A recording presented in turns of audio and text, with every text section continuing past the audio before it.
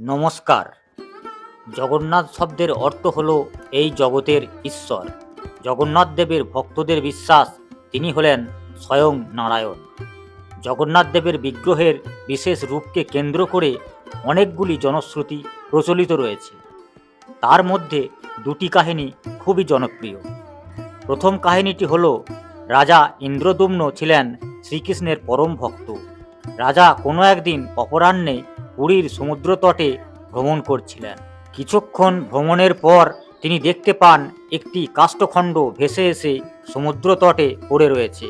ঠিক সেই সময়ই স্বয়ং শ্রীকৃষ্ণ রাজা ইন্দ্রদ্যুম্নের সম্মুখে আবির্ভূত হয়ে রাজাকে আদেশ দেন, রাজা যেন ওই কাষ্ঠখণ্ড দিয়ে তার মূর্তি নির্মাণ করেন। সেই মতো রাজা মূর্তি নির্মাণের জন্য একজন ভালো কাষ্ঠশিল্পীর সন্ধান করতে থাকেন, কিন্তু কিছুতেই রাজা মনমতো উপযুক্ত কাষ্ঠশিল্পী খুঁজে পাচ্ছিলেন না। এই রকম অবস্থায় এক অজ্ঞাত পরিচয় বৃদ্ধ কাষ্ঠশিল্পী রাজদরবারে উপস্থিত হন। তিনি ওই কাষ্ঠখণ্ড থেকে মূর্তি নির্মাণের ইচ্ছা প্রকাশ করেন। রাজা সম্মতি দেন এবং তাকে কাজ শুরু করার অনুমতি দেন। এরপর বৃদ্ধ ব্রাহ্মণ কাষ্ঠশিল্পী মূর্তি নির্মাণের জন্য রাজার নিকট থেকে কয়েকদিন সময় চান। কাষ্ঠশিল্পী বলেন যে মূর্তি নির্মাণ হবে লোকচক্ষুর অন্তরালে। মূর্তি নির্মাণের সময় কেউ সেখানে যেতে পারবে না এবং তার কাজে কেউ বাধা দিতে পারবে না। রাজা কাষ্ঠশিল্পীর কথায় সম্মতি প্রদান করেন। এরপর শিল্পী বন্ধ দরজার আড়ালে শুরু করে দেন মূর্তি নির্মাণের কাজ। ওদিকে রাজা রানী সহ রাজদরবারের সকলেই মূর্তি নির্মাণের কাজের বিষয়ে ভীষণ উৎসাহী হয়ে ওঠেন। তারা দিনের প্রায় সময় বন্ধ দরজার কাছে গিয়ে ঘোরাঘুরি করেন। তারা শুনতে পান ভিতরে মূর্তি খোদাইয়ের কাজ চলছে। এইভাবে 7-8 দিন চলার পর একদিন রাজা রানী বন্ধ দরজার বাইরে দাঁড়িয়েছিলেন এবং রাজা বুঝতে পারেন ভিতরে মূর্তি খোদাইয়ের আওয়াজ হঠাৎ বন্ধ হয়ে গেল। এই সময় কৌতূহল দমন করতে না পেরে রানী দরজা ঠেলে ভিতরে প্রবেশ করেন। তারা দেখতে পান মূর্তি নির্মাণের কাজ সম্পূর্ণ হয়নি। মূর্তি নির্মাণ অর্ধসমাপ্ত হয়ে রয়েছে এবং কাষ্ঠশিল্পী সেখানে আর নেই। এই কাষ্ঠশিল্পী আর কেউ নন, ইনি ছিলেন স্বর্গের দেবশিল্পী বিশ্বকর্মা। রাজা দেখতে পান মূর্তির হস্তপদ নির্মিত হয়নি। এই অবস্থা দেখে রাজা ভেঙে পড়েন। মূর্তি নির্মাণ কাজে বাধা দানের জন্য তিনি আফসোস করতে থাকেন। ঠিক সেই মুহূর্তে স্বর্গের দেবর্ষি নারদ রাজার সম্মুখে আবির্ভূত হন। তিনি রাজাকে সান্ত্বনা দিতে থাকেন।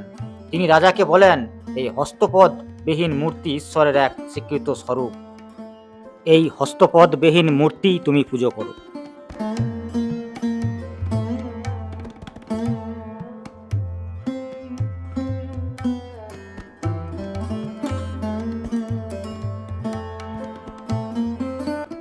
অপর কাহিনীটি হলো, গোপীরা বৃন্দাবনে রোজ একসঙ্গে বসে অনেক গল্প ও আলোচনা করেন।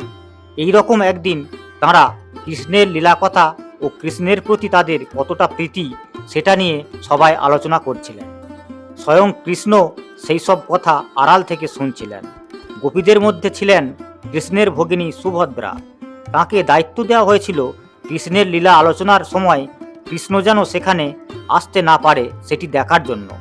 কিন্তু গোপীদের কৃষ্ণলীলার আলোচনা শুনে মুগ্ধ হন সুভদ্রা। তিনি গোপীদের আলোচনায় মগ্ন হয়ে পড়েন, ভুলে যান তাকে কি দায়িত্ব দেওয়া হয়েছিল। এর কিছুক্ষণের মধ্যেই সেখানে সুভদ্রার দুই দাদা কৃষ্ণ ও বলরাম হাজির হন। তাঁরা গোপীদের কাছাকাছি গিয়ে তাদের আলোচনা শুনতে থাকেন। গোপীদের কথা শুনে কৃষ্ণ ও বলরামের কেশ খাড়া হয়ে উঠল, হাত গুটিয়ে এলো, চক্ষু দুটি বড় বড় গোল গোল হয়ে গেল, চোখে মুখে আনন্দের হাসির রেখা ফুটে উঠল। কথিত আছে এই কারণেই জগন্নাথ ও বলরাম ও সুভদ্রার এই প্রকার রূপ। বন্ধুরা, ভিডিওটি ভালো লাগলে একটা লাইক দেবেন, কমেন্ট করবেন এবং শেয়ার করবেন। চ্যানেলটি সাবস্ক্রাইব করে পাশে থাকবেন। দেখা হবে পরের কোনো ভিডিওতে। ততক্ষণ ভালো থাকবেন, সুস্থ থাকবেন। ভিডিওটি দেখার জন্য আপনাকে অনেক ধন্যবাদ।